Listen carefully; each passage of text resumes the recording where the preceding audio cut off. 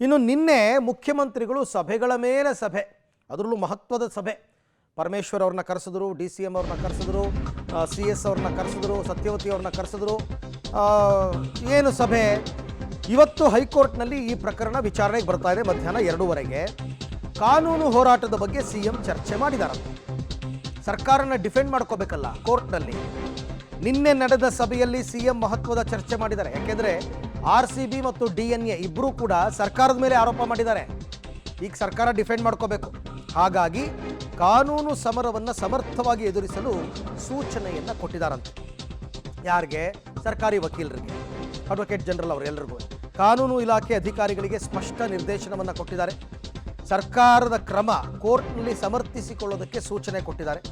ಸರ್ಕಾರಕ್ಕೆ ಹಿನ್ನಡೆ ಆಗದಂತೆ ಕೋರ್ಟ್ಗೆ ಅಗತ್ಯ ವಿವರ ಸಲ್ಲಿಸಿ ಪ್ರಬಲ ವಾದ ಮಂಡಿಸುವಂತೆ ವಕೀಲರಿಗೆ CM ಸೂಚನೆ.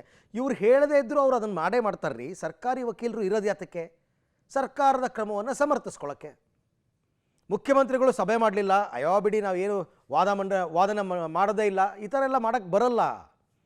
ಅದೇನು ಸಭೆ ಮೀಟಿಂಗು ಅಂತಾರಪ್ಪ, ನನಗಂತೂ ಗೊತ್ತಿಲ್ಲ. ಸರ್ಕಾರದ ವಕೀಲರು ಇರ್ತಕ್ಕಂಥದ್ದೇ, ಅಡ್ವೊಕೇಟ್ ಜನರಲ್ ಸೇರಿದಂತೆ ಸರ್ಕಾರದ ಯಾವುದೇ ನಿರ್ಧಾರಗಳನ್ನು ಕೋರ್ಟ್ನಲ್ಲಿ ಬಲವಾಗಿ ಸಮರ್ಥಿಸ್ಕೊಳ್ಳೋಕ್ಕೆ. ಒಂದು ವೇಳೆ ಅವರು ಬಲವಾಗಿ ಸಮರ್ಥನೆ ಮಾಡ್ಕೊಳ್ಳೋದಕ್ಕೆ ವಿಫಲರಾದರೆ ಅವ್ರನ್ನ ಬದಲಾಯಿಸೇ ಬಿಡ್ತಾರೆ ಸರ್ಕಾರದವರು.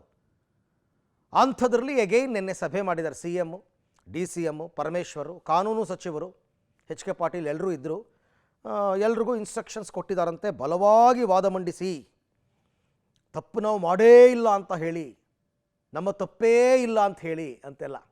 ಯಾಕೆಂದರೆ ಅವರಿಬ್ಬರು ಹಾಕ್ಕೊಂಡು ಕೂತಿದ್ದಾರಲ್ಲ, RCB ಮತ್ತು DNA, ಸರ್ಕಾರದ ಎಡವಟ್ಟು ಇದು ಅಂತ. ಹಾಗಾಗಿ ಇವಾಗ ಕೋರ್ಟ್ನಲ್ಲಿ ಮುಖಭಂಗವಾಗದ ರೀತಿಯಲ್ಲಿ ನಡ್ಕೋಬೇಕೀಗ.